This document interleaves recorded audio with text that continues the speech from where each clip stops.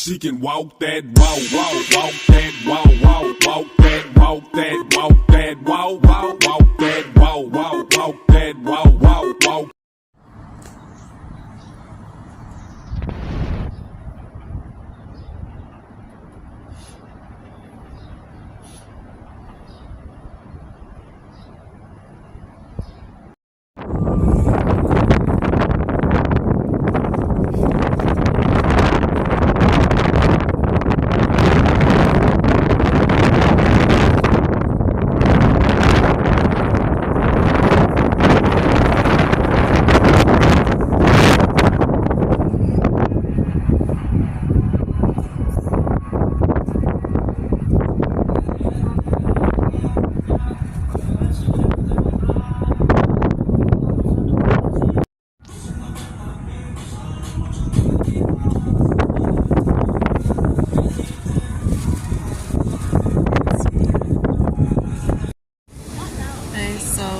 I'm in Washington Square Park now.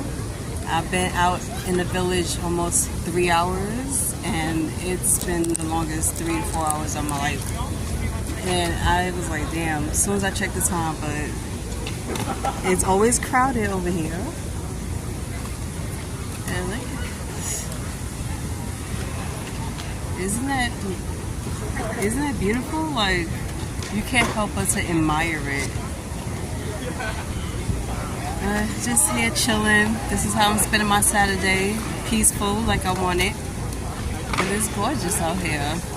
It was about to rain, well, all I hear is just thunder and that's it. But that's about it. And I saw 2 party boats. It's nice. I don't know. I love it out here. What's not to love about New York, right? Hey y'all, so I'm back from Washington Square Park. And let me tell you this, for anybody that goes there a lot, you'll see the big difference. Back in the days, we used to listen to music. It used to be so much music playing out there, people beating their drums, playing their guitars, whatever. Now, these cops that's all over the park won't even let nobody play music, not even out of their speakers.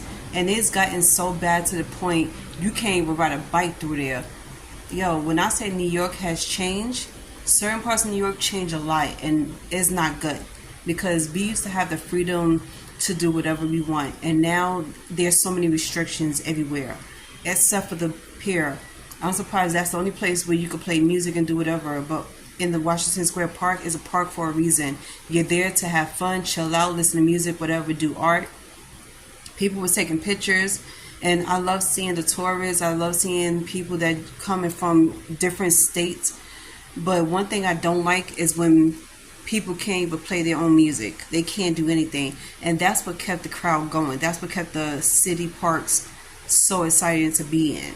And in Central Park, you can't stop somebody from playing, because that park is basically for music stuff, concerts, everything. I don't like this.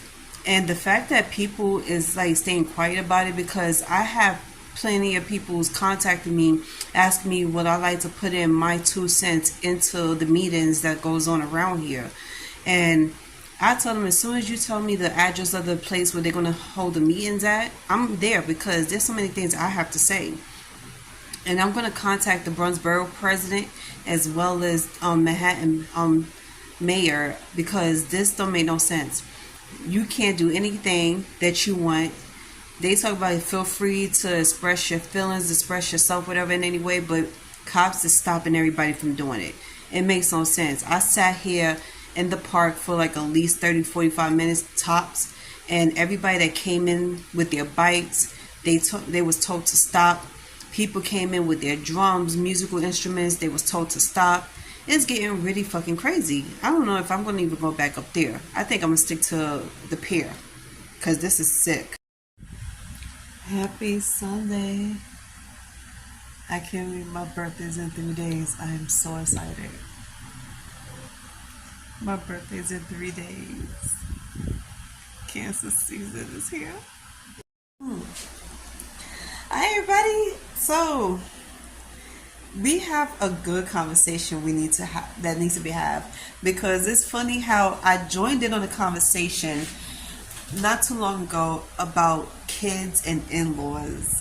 So anybody out here that is strict, that has been married before or is married now, how did you deal with your in-laws? How did you feel about your in-laws when you first met them? And then did you have the same type of reaction that I had? Because one thing I noticed is that when you start to meet your in-laws and y'all have your little conversation over dinner or lunch, whatever the case is, and you notice the mother acting funny, and then the funny thing is, because you try so hard to try to impress them and let them see that you are a good person, that you the right fit for your son or your daughter, whatever the case is. I'm talking about the gay community as well. All communities, if you meet the in-laws, 9 times out of 10 you're going to meet a mom who's going to think that you're taking away their baby. And then some of them feel like they got to compete with you. And I'm not sure if this is an ego thing or it's a fear thing that you'll never see your child again, but I feel like it makes no sense, because if we becoming a family, you're gaining a daughter-in-law, and then it's not like you're never going to see that person ever again, because once you're married, I'm pretty sure we're going to be in contact with each other more often than not. And then on top of that, I was like, what type of daughter-in-law would I be if I marry her, her child? So I was like, I always picture one of those fucking relationships where we always have cocktails around lunchtime, or we hang out on Sundays and we have lunch or dinner, whatever the case is, or we do activities together. Because one thing I do love is meeting my spouse's family and knowing what I'm getting into. And it depends on, like I said, because not everybody is very welcoming in this type of situation. So in my past, I was engaged to 2 different guys on 2 separate occasions. Okay, don't get no idea. But my first engagement was kind of funny because it was over the new year, and I was partying with his family, and his mother and father was like, well, welcome to the family, consider us your in-laws. And then he said the same thing. He was like, I hope you can see yourself calling my mom your mom, and we'll hang out as much as we can. And then we went to Delaware as a family trip because they wanted me to meet their aunts. And I was like, okay, I met both of the aunts and the uncles and everything. The family was on point. They were so funny. We had a lot in common. We partied. And they was the type of people to party a lot. And then around New Year's Eve, they invited me to their party, and they invited more people. So altogether, it was like 20, maybe 25 people the most in that house. And it was crazy. So I was like, well, I think I could get with the whole mother-daughter-in-law type thing. And I think I'll be a great daughter-in-law. And then I met the rest of the family, and then I was like, yo, this shit was on point. So yeah, some experience I had was very good with the moms, but with the fathers is even better. And then what's funny is that I did met the stepfather, and the stepfather took me in really, really quick, and we just had a good old time. It's like he was the type to joke around. So I was like, do y'all have those type of in-laws? What's your experience on that? And I think it's hilarious. And then when it comes to babies, I know they like to pressure you to have babies because they want grandkids so much. And for the ones who already got grandkids, I don't know. It's like some people are a little iffy about that shit. Have I met a really horrible mother-in-law? Yes, I have. My second engagement I got to, this was before this one I was just talking about. So I first got engaged at 17 years old. And my future in-law didn't like me, not because of my traits, characteristics, or how I treated her son, but it was the fact that I was black. And then on top of that, it was kind of crazy because she married a black man. She had his baby, which is my ex-fiance at the time. My fiance at that time. And then on top of that, your other family members are black. So I don't understand. And she's Puerto Rican. She's from San Juan.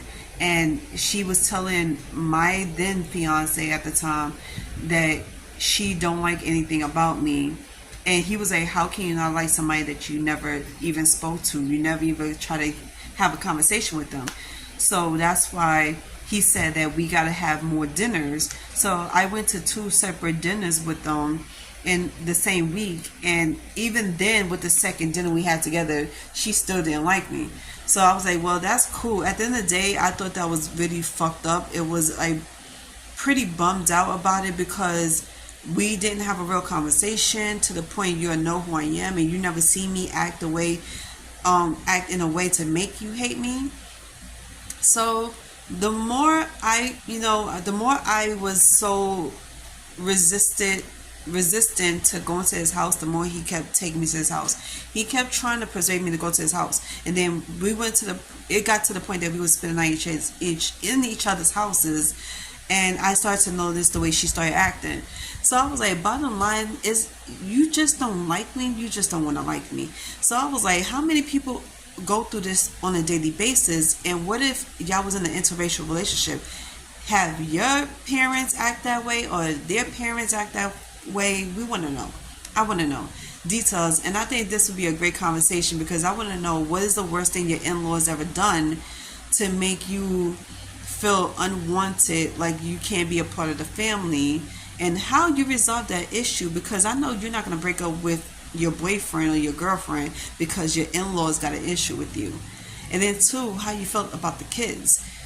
So we was also talking about that, because you know what's funny, because not only I had a conversation with people on TikTok about it, but I had a conversation with my neighbor about it. She asked me how I felt about having more kids, and if I want at least 5 to 6 kids, because everybody is starting to aim for 5 to 6 kids. And I'm saying here, like, I cannot see myself having no 5 or 6 kids. I don't have the mental capacity for that shit. So I thought it was kind of funny, and I thought it was a good conversation, because people want to know what I want in my life, and like what type of person I would be to somebody. They want to know all this stuff about me, and I appreciate those who do care about me and do care enough to want to ask, because not everybody gives a damn about you. They don't care enough to ask you, what are you looking for in life, and what do you want, what suits you, or if you could see yourself being married to somebody. And then in the question about the kid situation. So I really appreciate that shit. So let me know in the comments below how y'all feel about that. You know, what would you do in that situation? And if you've been married, you had your in-laws, or you was close to even getting married and about to have these in-laws, bottom line, if you even came in contact with them, let me know what the hell you would do. Let's just get this going, because I think this is hilarious. Like I say, I came into contact with several of them, and it wasn't the best relationship, best interaction I ever had. I only had maybe one good interaction with somebody's mom, and that's because we spoke, we had a conversation, we found out we had a lot in common. And everybody else, and I have met people's parents that I wasn't even serious in a relationship with, and I thought it was kind of weird, but at the same time, it lets me know where they was heading and what their mind was on, which I like. I'm not going to judge them for that, because not everybody will let you meet their moms. So I guess that was good, right?